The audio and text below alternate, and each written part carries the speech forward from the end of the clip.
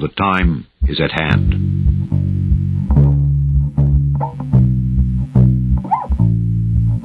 The elusive dog-like creature attacks livestock, bleeding them dry of blood. 8 to 10 feet tall, shadowy aliens. But I am telling you right now, we need a great reset. And this is extremely dangerous to our democracy. Babylon the Great is fallen, is fallen.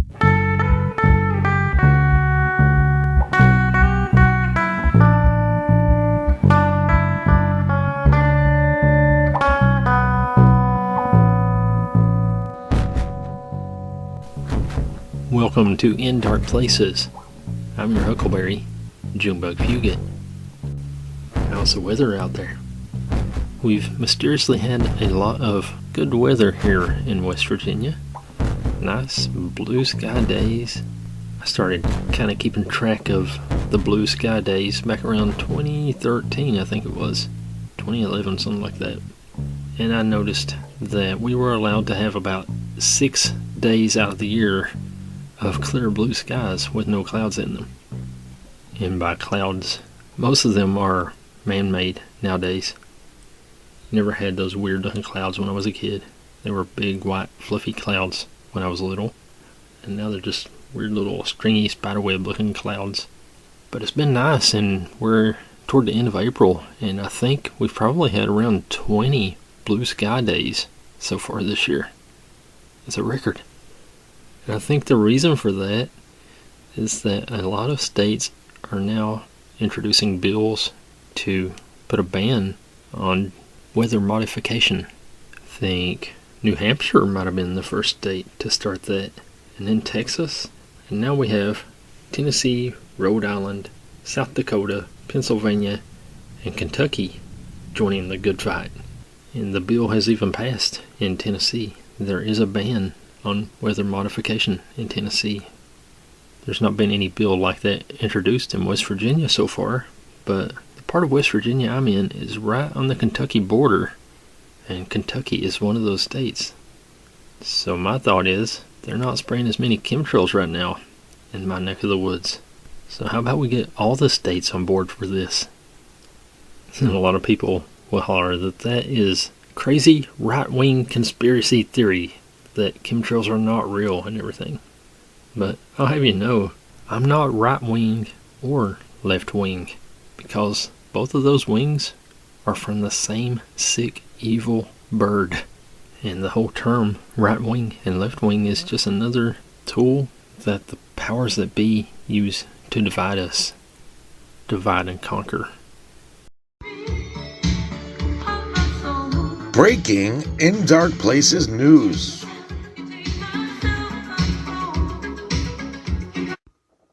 This is the town over from me, and it belonged to a little community page. And the breaking news is, just 9 hours ago, the man who was released from prison a few months ago for killing and eating people's eyes escaped the mental home. Let's go to the comments. Okay, a woman named Lala says the information I posted is not confirmed. However, the man seen running around the streets yesterday in a blue gown and in the middle of traffic jumping on cars was said to be him. He escaped the home yesterday. Let's go deeper here. Doreen says her last name is coincidentally DeFeo, possibly a relative of the Amityville crew. Oh, wonderful. We knew this was going to happen. Everyone needs to call State of Connecticut Psychiatric Security Review Board. They're the ones that put him in the community. I'm serious. And this fellow named Christopher chimes in. It strikes me as kind of sad that so many posters would rather be snarky with each other than engage in serious discussions on a rational response to living in a dangerous world. The threat this individual presents, if any, is not, at its core, unique. Yes, it is unique. He eats people, and he eats people's eyes. There are monsters among us all the time. While we shouldn't let this realization paralyze us, it should fill us with a resolve to keep ourselves and our loved ones safe also. And then we got Candace here going right for the jugular. What's his name? And then somebody wrote, it's Tyree Smith. That's when I wrote on the thing, Tyree Smith has left the chat. No, after all these people going back and forth saying this isn't the guy, this is a made-up story, somebody actually sent a link to the article saying, this is from October 2023, Waterbury's Walking Dead. Mr. Tyree Smith, axe murderer and cannibal, who allegedly said victim's eye tasted like oyster and ate his victim's brain, was released from psychiatric hospital to a Waterbury group home after only 10 years of a 60-year sentence. So this Bridgeport man killed and ate a homeless man's eyes and brain back in 2011 and was released. Currently resides in the group home in Waterbury, but he took off from that group home and is now on the loose. He's jumping on people's cars right down the street from where I work. I'll keep you posted on this eye-eating cannibal. Now back to more In Dark Places.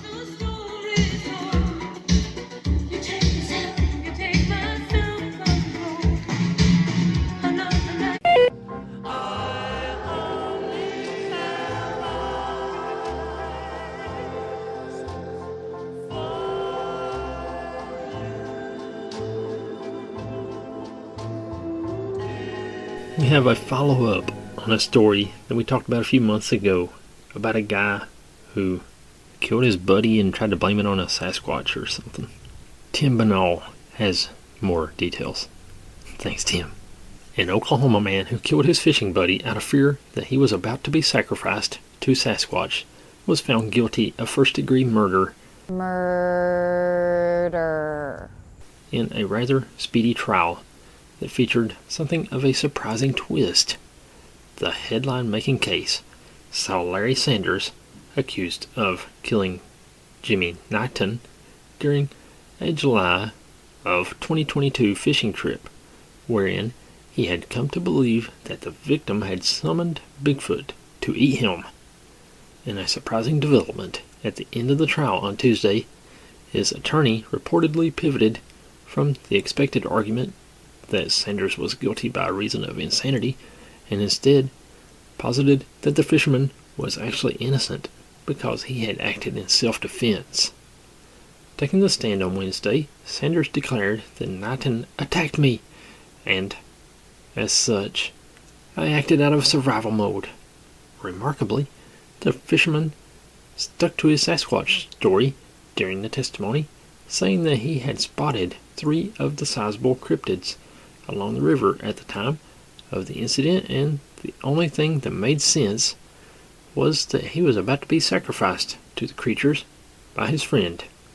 This truly strange account was echoed by an Oklahoma State Bureau of Investigation agent who testified on Tuesday that Sanders had told him that he strangled Knighton to death and then raised his hands in victory before shouting to the watching Sasquatches that weak is evil. In response to the stand your ground defense put forward by Sanders' attorney, the state argued that the fisherman was guilty of first-degree murder because he specifically intended to kill Knighton. There was a monster in the woods that day. It wasn't Bigfoot, Assistant District Attorney Tara Portillo declared in what one imagines was a stirring closing argument. It was him. He killed an innocent man for no reason. With Sanders having waived his right to a jury trial, the case was decided by Pontotoc County District Judge Stephen Kessinger, who was not swayed by the Sasquatch-induced self-defense argument and instead found the defendant guilty of first-degree murder.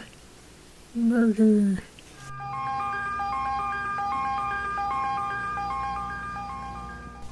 Special shout out to our troll of the week, Damon Wright. Now everyone knows what a loser he is.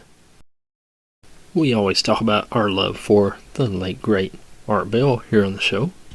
Art left us about 6 years ago, almost to the day. And in honor of Art, we have a brand new segment on the show this week. This is Art Bell Gets Annoyed. You've got your radio on, don't you? Turn your radio off. Is this Art? Yes, it is. Extinguish your radio, please. Okay, just a second. Yes, turn your radio off. Who's this? What's your best guess? Are you Art Bell? No, I'm Harry. Turn off the radio. You know how those comedians, whenever they do impersonations, they always have to turn their back and set up the scene and warm up the impersonation? This one needs a bit of a little backstory. Art was talking to Andrew Basiago back in 2015. Andrew Basiago used to be a time traveler in his younger years, and Art was getting woefully short on time. He was going to try to take a few more phone calls before it was time to end the show. And then he got a phone call from this guy, and Art Bell got a little agitated. All right, not a lot of time here. Bellevue, Washington, you're on the air with Andy. Bellevue, hello, Washington, hello. Hello, my name is Matt. I'm from Bellevue, Washington. Mm-hmm. Thank you for going on air and taking my call. And Andy, I've spoke with you a few times on Facebook, but you've sort of answered this question vaguely in the past, but I kind of wanted to get a little more clarification. You, of course, in tonight's episode, they're talking about the chronovision and going back and forth in time and such, but you also have the experience with the Mars teleportation. Okay, sir, we need your question right now, please. Okay, my question is it possible that when you traveled to Mars, it wasn't on the same timeline as we're living in now? Okay. At this point in our investigation, all of the above is possible. West of the Rockies, you're on the air. Hi.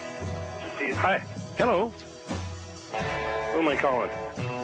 Well, now, with regard to who you're calling, you would know more about that than I would. I was trying to reach Art Bell. Uh-huh. Who do you think you've reached? Oh, I have no idea. Well, you wanted what kind of pizza? Oh, I don't want any pizza. No, thanks. You did order one, anchovies, right? No anchovies. I can't stand anchovies. Art Bell Gets Annoyed. I talked about how Art was a grumpy old man in his later years, so there should be plenty of those. And this week on the show, speaking of Art, we're going to be talking about some of our favorite Art Bell memories. I like the callers that call Art and believe they got the screener, and they don't realize they're actually on air talking to Art Bell. So here you go. Here's one of these callers. Are you there? Hello. Hey, how's it going? It's going well. How's Hilo? Hilo, actually, we're on the Hamakua coast, but just boring old paradise, right? Yeah, we've got a storm coming our way. Oh, you mean like a hurricane? Well, we had the hurricane. Went up to Category 4 at one point, right? Not good. Not good. Yeah, it's breaking up though. It's going a little south, but we're going to see some effects tonight and tomorrow, I'm sure. A little bit of excitement in paradise. Absolutely. So what's up? Well, you know what? You know, this hope stuff is going on quite a bit. I want to ask Art about what he thinks about that. We've been getting chatter. We've been hearing chatter about this. Wait a minute. Wait a minute. What is it you want to ask Art about? HARP and CERN. Whoa. Okay. Well, I can start with HARP. All right. I can help you out. You don't need Art for that. The deal with HARP is it's being turned over to a university, if you can believe that. The military is saying, okay, we're done. Here you go. University, you take it. That's what's going on. So you don't need to talk to Art for that one. What's the other one? Well, you know, we got some new videos that have been coming in to us in regard to the HARP issues. And yeah, obviously, is it still going on as we speak? I don't know. There's a lot of crazy videos and photographs that we could share with Art. Really? Well, Art knows quite a bit about HARP. What do these videos show that he doesn't know about? Well, are you aware of the bullwhip lightning shot that just was pretty much went viral last month? I think I've seen it. Bullwhip lightning shot. Yeah, it's like a bullwhip lightning. We broke the news on that. We interviewed the guy that shot it. Wait a minute. Wait. Who's we? Third phase of moon. Oh, you're a third phase of mooner. Why didn't you say so? Thought I'd say it when I was asked. What phase of the moon are we in right now? We're in the third phase of moon 24/7, actually. No, I know you are and your group. I meant, what real phase of the moon are we in, actually, right now? Well, tell them what third phase of the moon means. Well, third phase of the moon, yeah, I'm not quite sure if we could tell you the phase of the moon at the moment. We don't keep an eye on that, but it does. It does arrive. I heard you leave the phone. You were trying to look outside, weren't you? No, it's still light out here, and actually it's raining, so we don't have a good look at the sky. I see. Well, it was a good try anyway. It was, but third phase of moon describes old Hawaiian legend, and that is when the night marchers come out on the night of the Huakai Po, which means the phase of the moon. I see. Well, okay. I'll tell you what. We shared this new video that just came in last night, and it looks. I think it just blow the audience away when they got a look at this. You think so? Okay. I'll tell you what. You get that one to Art, and then next time you call, I'll put you on with Art. Sounds good. So when should that be? Well, anytime Art's doing open lines. Okay, so what? Send this video out. Send it. Here, I'll give you his email address. It's artbell@artbell.com. Artbell@artbell.com. Right. All right. We'll send it over. Give him the heads up. I'll do that. Hey, appreciate it. No, he's right here. So, okay, thank you very much. Appreciate the call. Have a wonderful moon phase. A lot of people on YouTube talk about how their favorite Art Bell moment is the Area 51 caller. On my Area 51 line, you're on the air. Hello. Hello, Art. Yes. Hi. I don't have a whole lot of time. Well, look, let's begin by finding out whether you're using this line properly or not. Area 51. Yeah, that's right. Were you an employee or are you now? A former employee. Former employee. I was let go on a medical discharge about a week ago, and I've kind of been running across the country. Oh man, I don't know where to start. They're gonna they'll triangulate on this position really soon. So you can't spend a lot of time on the phone. So give us something quick. Okay. Okay. What we're thinking of as aliens, Art, they're extra dimensional beings that an earlier precursor of the space program made contact with. They are not what they claim to be. They have infiltrated a lot of aspects of the military establishment, particularly the Area 51. The disasters that are coming, the military, I'm sorry, the government knows about them, and there's a lot of safe areas in this world that they could begin moving the population to now, Art.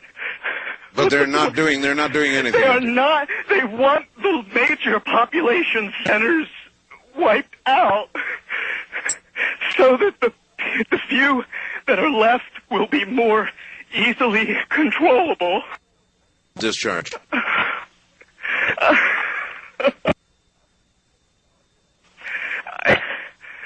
I started getting... Well, this was certainly interesting. We are now on a backup system, everybody. backup system. And that one caller that I had on the air, I guess we were about in the middle of his transmission, his telephone call, which was one of the strangest ones I've ever had. And the entire transmitting system by satellite went down here, and we were notified we were off the air. And it would appear to be from this end and some sort of massive transmit failure. So we are now using a backup system to be on the air. And not that I would normally believe this kind of thing, mind you, but I can't help but wonder if somebody zapped us in some way. We'll find out. And here we got a caller on the line named Rose from Iuka, Illinois, I believe. And she also doesn't know she's talking to Art live on air. Your device, please. Done. Done? Great. Okay, what is your first name? Rose. A Rose by any other, right? Yeah. What part of Illinois are you in, Rose? Iuka. Iuka. Population 600. Really? That's a very small town. I'm out in farm country. So does everybody sort of know everybody in your town? I imagine they do. Yeah, it's like everybody knows everybody. Mm-hmm. Okay, well, listen, welcome to the program. Do you have any thoughts, suggestions, ideas, criticisms, anything? No criticisms. I love him. I cried when they took his show off the air. My husband, I was screaming and yelling at him. He's not on. That other radio show's on. I've been listening to Art for years. Well, yeah, but you're talking about him like he's in the third person. Well, he was gone for a little while, and I missed him very much. Well, he was, and he missed being here, too. But listen, just for the record, I'm Art. This is Art. Oh, my God! No, just Art. Oh, my God! I got through to you? Oh, my God! Now, what have I always said, Rose? I've always said I don't have a call screener. Screeners, yeah, but I usually they say that and somebody else picks up. Oh, my Lord! Rose, Art! Oh, yes, my God! yes. I love you, Oh, your thank you. family. I swear, the day that you signed off the air, I go, no, he's going to be back on. That other radio show was on. I screamed at my husband, he's not on! I sat down and cried. It was like somebody stabbed me in the heart with a knife. I've been listening to you for years. Rose, you know, you've really got to get a recording of this program. I hope you have joined as a time traveler. And a copy of it. You know, if you're a time traveler, you can get a copy of the show. Because my husband paid for a subscription. There you go. Because you've got to hear your voice, Rose. You've got to hear your voice when you figured out it was me. I just can't believe it. Yes, oh, my God. Oh, I love you and your family and your daughters and your wife are just beautiful. Thank you. So very much sorry about Mona. Oh, thank you. And, all right, so Rose, what would you like to hear on the show? I mean, what is almost your favorite topic? All right, well, that's enough of that. But bless little Rose from Iuka's heart. I liked all of the forum readings of John Teeter, the time traveler. That was fun. Dear Art, I had to fax when I heard other time travelers calling in from any time past the year 2500 AD. Please let me explain. Time travel was invented in 2034. Offshoots of certain successful fusion reactor research allowed scientists at CERN to produce the world's first contained singularity engine. The basic design involves rotating singularities inside a magnetic field. By altering the speed and direction of rotation, you can travel both forward and backward in time. Time itself can be understood in terms of connected lines. When you go back in time, you travel on your original timeline. When you turn the singularity engine off, a new timeline is created due to the fact that you and your time machine are now there. In other words, a new universe is created. To get back to your original line, you must travel a split second farther back and immediately throw the engine into forward without turning it off. Some interesting outcomes of this are: 1. You meet yourself. I have done it often, even taken a younger version of myself along for a few rides before returning myself to the new timeline and going back to mine. 2. You can alter history in the new universe that you have just created. Most of the time, the changes are subtle. Sometimes I'll notice car models that don't exist or books that come out late. The oldest one was a skyscraper that wasn't built in a near-favorite store of mine in New York. Interestingly, when you travel in time, you must compensate for the orbit of the Earth. Since the time machine doesn't move, you have to adjust the engine so you remain on the planet when you turn it off. Unfortunately, it was also discovered that anyone going forward in time from my 2036 hit a brick wall in the year 2564. Everyone who has ever been there has reported that nothing exists. When the machine is turned off, you find yourself surrounded by blackness and silence. Now, most time travelers are trying to find out where the line went bad by going into the past, creating a new universe, and proceeding forward to see if the same thing results in 2564. It appears the line went bad around the year 2000. I'm here now, in this time, to test a few theories of mine before going forward. Now, for the future, you might want to know about. 1. Y2K is a disaster. Many people die on the highways when they freeze to death trying to get to warmer weather. 2. The government tries to keep power by instituting martial law, but all of it collapses when their efforts to bring the power back up fail. 3. A power facility in Denver is able to restart itself, but is mobbed by hundreds of thousands of people and destroyed. This convinces most that maybe we shouldn't bring the old system back up. 4. A few years later, communal government system is developed after the Constitution takes a few twists. China retakes Taiwan. Israel wins the largest battle for their life, and Russia is covered in nuclear snow from their collapsed reactors.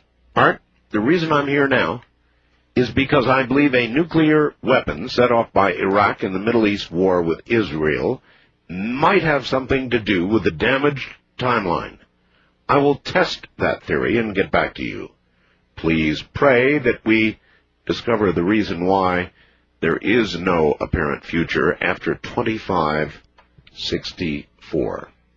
Let's see who we have on the wild card line. Hello, Mr. Bell. I got predictions for the 21st of this month. You do? Yeah. A cow will jump over the moon and the sky will fall. Follow the yellow brick road. I'm off to see the wizard, the wonderful Wizard of Oz. If you talk like that for even a more protracted period of time, there will be changes that will occur in you that you won't like. And you'll start to look like you sound, sir. I think one of my favorite Art Bell moments was this time. I think it was in like 97. And I think he was doing an open lines segment where people were just calling in and telling their stories. I think it's impossible to know at this point. There's been so many of them, and I don't think I'll ever find it. It was pretty obscure. I've never heard of anybody else mention it. He was doing his open lines thing when people would call in and tell their stories. This one guy called in, said he was on a cordless phone, and he was out in the country, and there was this big open meadow out from his house, and a UFO landed in the meadow, and he was telling Art the story, as if it was happening in real time. And Art was eating it up, asking the guy tons of questions and everything. He said, "Can you get closer to the UFO?" He said, "Yeah, I believe so, because my cordless phone has a really good reach for it. I can get really far away from the base." And this is before cell phones. So I think it was about 97. And the guy was supposedly out in his yard, getting closer to the UFO. And Art just kept asking him stuff. What does it smell like? And what color are the lights? And is it making any noise? And just all kinds of stuff like that. And the guy said, "Oh, wait a minute. The UFO is getting ready to leave. It's lifting up." And Art was kind of yelling at him, "Get away from it. It'll zap you," and stuff like that. And then the UFO, I guess, supposedly just lifted off and left. And he said, "Oh, wait a minute. It dropped something." So he pretended to go running after whatever the UFO dropped. And Art was all into it. "Oh my goodness, what did that UFO drop? Go find out." So the guy ran and he said, "It's a box." So he grabbed the box and cut it open. And he said, "It's full of Mars bars." And Art was just so disappointed. It was a good prank though. Art got a good laugh out of it. "Oh, you got me." And I liked it. So if you know what episode that was, the date and such, let me know. I'd like to hear that again. It was great. Hired UFO expert Art Bell to compare their new Your Home brand of aluminum foil to the leading brand. First, the leading brand. Now the Your Home brand. Well, there you have it. Harris Teeter's new Your Home brand of aluminum foil stops those pesky alien mind control waves as well as the leading brand, and it keeps your food fresh. Harris Teeter's Your Home brand. The difference is in the savings. And what about Mill's Hole? When did you discover this hole? Well, the hole has always been there. We've been out there for a couple of years now, and the hole has been there since we've been there. It's been there since the previous owner was there, and the previous owner there was quite elderly, and I'd say he was there for a good 30, 40 years before we moved in. Wow. And then and so there's been a thing of throwing stuff down this hole for a long time. It's been going on, for as long as the hole has been there, I assume. When nobody knows that, I guess. All right, how do you pronounce the name of your town, Manastash? Manastash. Manastash, right. That's right. Thank you. Actually, I'm in, right now I'm in a little town called Ellensburg. Oh, I know Ellensburg. All right. You must know about a rodeo here then. Oh, sure. Okay. Well, so, we've been there for several years. And, we just take all, we take all of our trash, rubbish, anything we have that we have to get rid of, we take it, throw it in the hole. Everyone's throwing their stuff in the hole. The people from around there throw all the stuff in the hole. I mean, it's just been going on for a long time. Well, I got to thinking one day, how come this hole is not filling up? It must be an awfully deep hole. That's a good thing to consider, sure, as you throw stuff in it for decades, literally. And so, I used to be I would say pretty close to a professional shark fisherman. So I had a couple of huge fishing reels, went out there and started letting the line down. I figure after one... Did you weight the line? Oh, yeah. There's, in fact, the original line is still down there. I've just been adding to the line and keeping track of how much line I have used. So I've not reeled it in. How much weight is on it? There's a 1 pound weight at the bottom of it. 1 pound weight, all right. 1 pound weight. It's a triangular 1 pound weight. Okay. And so that's at the bottom of it at first. So in other words, it would go down kind of like a plumb bob. Exactly. In fact, I have it rigged across the center of it there, and it goes straight down from the center there. And occasionally I try to move the line there, but when you're moving that much line, you really can't do a whole lot with it. But it seems to, there seems to be, it's not resting against anything at this point here, and it continues to go down freely. And so when I was out there earlier, I'd let out a little bit more line. And so you actually went out there tonight after I read this? Yeah, exactly. Oh, man. Well, it's not too bad out here right now. It's only about 25 degrees, so it's not too cold. Have you ever heard anything coming from any sounds or anything? Well, I mean, the normal thing to do is kind of like yell into it there, to see an echo, and I've never heard an echo come out of that thing. No echo. At all. That's one of the first things I noticed about it. As usual, I brought the dogs with me. They wouldn't go anywhere near the damn thing, and I went back to the Suburban and hung out over there, so it was kind of if I try to bring them there on a leash, they'll just dig their feet in. They do not want to go anywhere near the hole. And so I don't know. It's just... Well, you've got miles and miles of... Yeah, I think...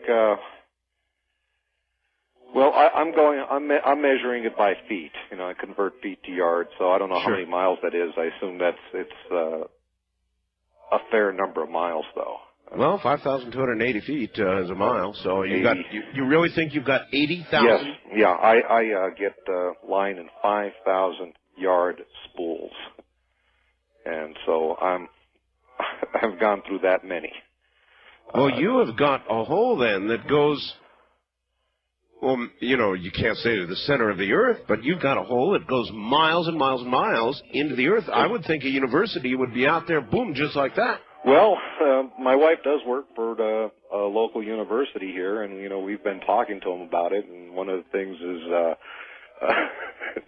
they find it quite incredible that I've let that much line into the ground, but that's what I've been doing. Have you ever thought of winding it all back up again? Well, when I let out the first 1,500 yards of line, I reeled all of that back in. Yeah. And I wanted to know if I had hit water down there, because I thought that's a lot of feet. You bet. That's 4,500 feet of line. Did I hit water? So I did. What I did is I sent down a roll of lifesavers. Lifesavers? Yeah. So when it hits the water, the lifesavers will dissolve.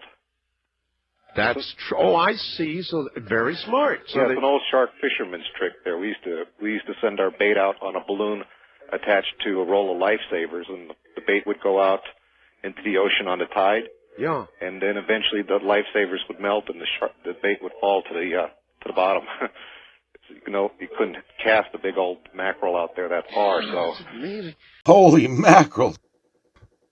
In 1998. Art Bell started a line called the Antichrist line. For anyone wanting to call up and say that they're the Antichrist.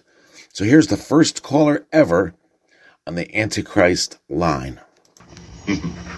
I hereby reserve away what is normally our first time caller line, area code 702-727-1222, and I hereby cancel that line tonight, and I hereby assign it to anybody out there who believes he, and I might add, it's eminently possible it's a she. After all, Antichrist was a man. The Antichrist could be a woman.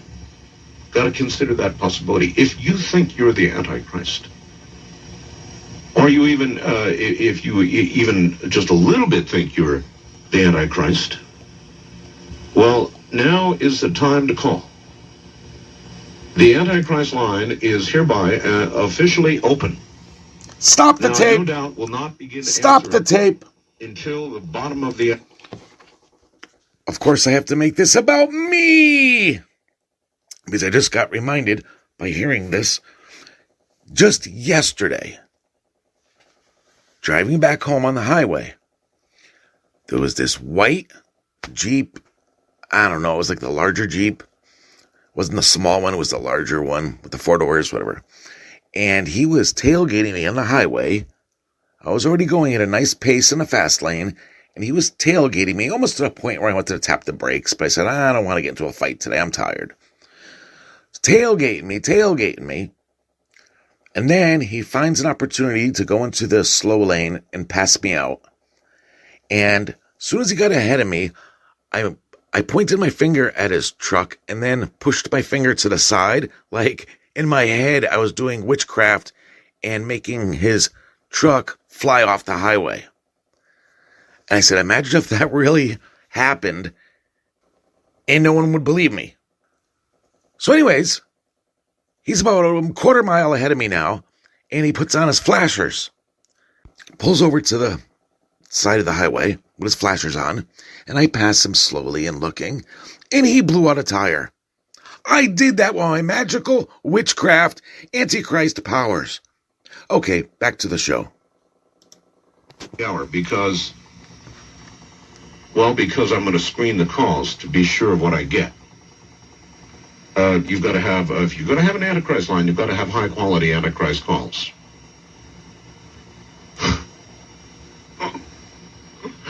They're going to drag me out of here one day. Anyway, there you have it. The Antichrist line, 702-727-1222. Now, it's ringing like crazy right now. State like North or South Dakota, Arkansas, you never know. Just to fool you. While you're thinking the Antichrist is in California, actually, he's in the heartland. Maybe even the Bible Belt. Got to imagine that too, right? Anyway, that line is about to get activated. Remember now, unless you think you're the Antichrist, do not call. Only those who are convinced they are the Antichrist should call. You're on the air. Hello there? Hello. You're on the air. Yes. My name is Nicholas. Nicholas. I'm from Kentucky. Nicholas in Kentucky, already suspicious. Nicholas. Why is that? Well, I don't know. Nicholas, I could imagine that somebody of true evil would take a name associated with great joy, as in Saint Nicholas, as in... Well, it was given to me by my mother, so I'm not sure about that. Your mother, huh? Yeah, it's a little difficult for me to talk about. I understand that. I mean, how long have you... 6 months. You believed that you're the Antichrist for 6 months? And I would not claim to believe that, but it's... Now, I stopped the recording right there because Art was kind of making fun of a guy from Kentucky named Nicholas saying he's the Antichrist. But then it came to me, Old Nick is used as a name for the devil. Okay, we'll continue. Something that seems to be coming forced upon me. Forced? Well, of course, you can't help yourself, right? No, it doesn't seem so. In what way has it begun to manifest itself in you? I mean, do you think constant evil thoughts? Are you amoral? Not at all. In fact, if I can just relate what had happened that brought me to this conclusion, or is bringing me to this conclusion. Yes. Last summer, my mother died in a car accident, and I was with her in the car. This was in August '97. Yes. We took her to the hospital, and she had about a day left. I really don't know much about her background. I never knew my father. But as far as I knew, she was raised in eastern Kentucky. I was brought up Pentecostal. And she revealed to me that my grandmother, who's actually British, had been involved in things like the Temple of the Golden Dawn. I knew nothing about this, frankly. And it was shocking to me, especially as a Christian. But afterwards, strange events, I guess you would call them, began to happen. Like what? Well, for one, my occipital bone in our accident was seriously damaged, and I had essentially lost sight in both of my eyes. Yeah. And according to at least the doctors, I was not supposed to regain sight, because once that bone is damaged and the trauma to the optic nerve and so forth. But you regained sight? I regained sight. And well, what does that have to do with being the Antichrist? Well, it doesn't have anything to do, actually. What was strange is, as I was regaining sight, for one, the scar left above my right eyebrow. What does that have to do with being actually a 666. Oh, now that has a lot to do with it. You have a 666 scar? A minute 666 scar. Oh, my word. And what happened after this When did you find that? Excuse me? I said, when did you find that? Essentially, when I regained sight. Oh. I thought, I mean, you can't... Boy, better to stay blind and come back and take a look and find... And there's really, you can actually discern six. It's clearly discernible. In fact, I haven't really... The traumatic things that began to happen, though, were after this, one of the preachers that my mother had contact with had visited because of the funeral and so forth, obviously. And he had some very strange things to say about the situation. Basically, that he was seeing some sort of... I'll preface this with the fact that, I mean, I was trained as a scientist in college. I don't go in for astrology. A lot of people always did think that the Antichrist would be a scientist, by the way. Well, I'm a geneticist. Oh, that cinches it right there. Why does... Well, because it's just something that everybody figures. Genetics, scientist, 3 6s. You're doing real well here. Now I see why you believe you might be the Antichrist. Well, it has nothing to do with science, actually. How old are you? I am now 31. 31. I was born in the summer of love, 67. Summer of love. Love child, no doubt, huh? Mm-hmm. Is that what your mom said? Yes. Well, you're a pretty scary dude. I mean, what do you think lays in the future for you? Well, right now I am not working. I have a small trust fund left for my mother that's very small. I mean, we're not talking wealthy. And I'm basically staying in. What has been happening is, after this incident, the preacher that my mother knew said he saw some sort of terrible aura around me now, basically a black aura, and wanted me to come to his church. Yeah? I came, and an elderly woman there, who was arthritic, asked me to heal her. And this, to me, seemed ridiculous. I actually didn't put my hand on her. She took my hand. Yes. And placed it on hers. Yes. Her arthritic hands. And? And about a week later, I received a call to come and visit her that she was healed. What the? And she was. Her hand, I mean, I think this is wonderful. Her hand was fine. It was as good as a 20-year-old. Have you considered some sort of surgery to erase this 666? Yes, I have. And because I mean, it just probably in Kentucky doesn't. Of course, what do you do? How do you cover it up?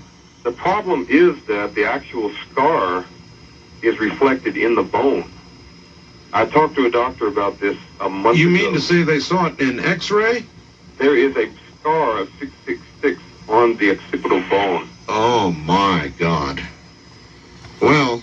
And what is becoming odd about this is... How old are you? I said... 31, he said. 31. Boy, that'd be just about the right age, too. Well, the odd thing now is that I began again to go to church. I quit when I went to finish my PhD.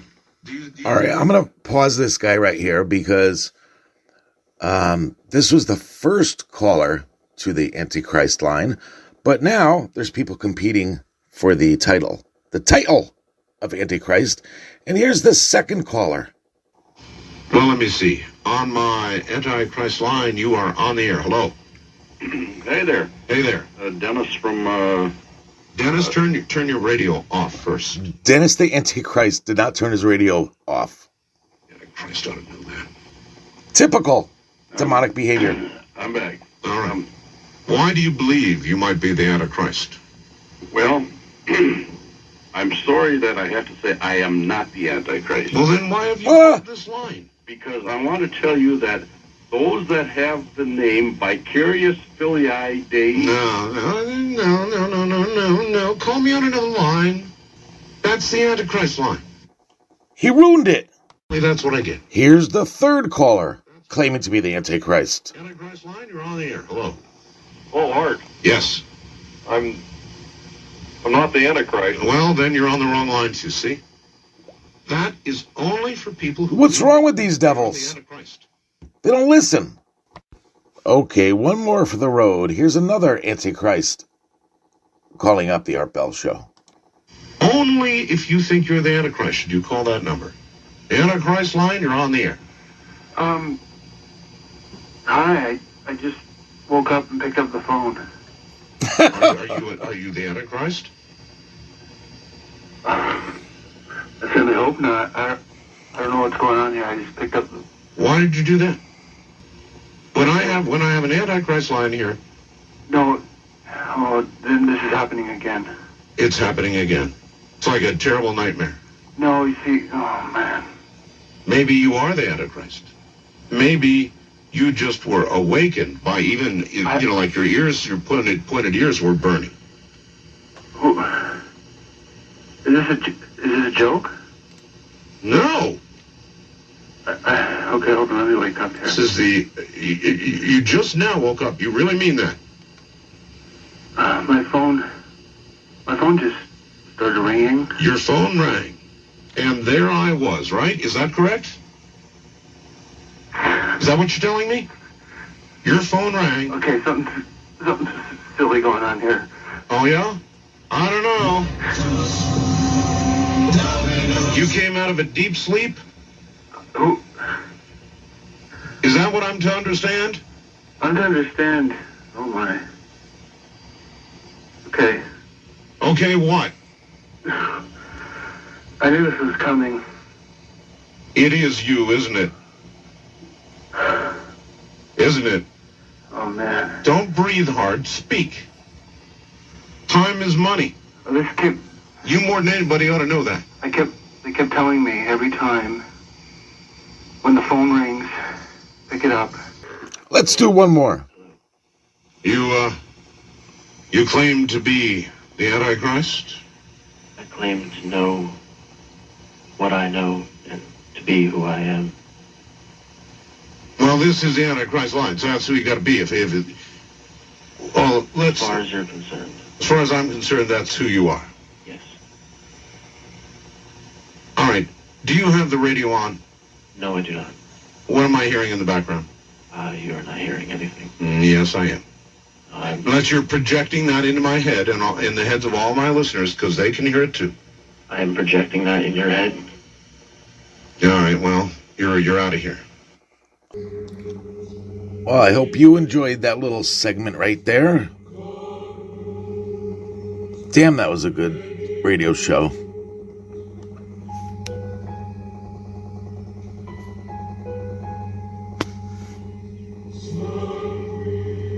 Thank you. We loved it when Malachi Martin was on his show. Oh my goodness, that was cool. Is there now, or is there going to be, an Antichrist? Whether there is now is a question. There is going to be an Antichrist, and I think the best thing we can do is talk about his public appearance. All right. Because he may already be in existence. For me to say he is in existence would immediately provoke the questions, where is he and what is he doing? Yes. And I want to avoid that. Yes. But he will be manifest publicly within a reasonable amount of time. Most people who are 20-something or 30-something will come across Antichrist in their life. I'm 76. I may not. How will we know him? We will know him by two main qualities. First of all, he will arrive at a time when we as a race have what looks like insuperable problems. Supposing we discover we have really insuperable environmental problems. Yeah, yes, sir. Supposing we find we have insuperable health problems, a disease, yes, wasting nation after nation. That's the first thing. He will have solutions for those problems. He will have wise solutions that are real solutions. And number two, the result of his intervention and the results of his solutions will be such that people will say, "You must be God," and he will accept that attribute. He will accept that. Yes, he will accept that. Those are the three marks of the Antichrist. Madman Mike Markham. Kansas City man tries to build time machine on porch. Now, long story short, he built a small, well, it wasn't supposed to be a time machine to begin with. It was just supposed to produce an arc and be cool. And his small model, which he used a laser from a CD to cause the spark to begin to move up Jacob's ladder. It's what it's called, Jacob's ladder.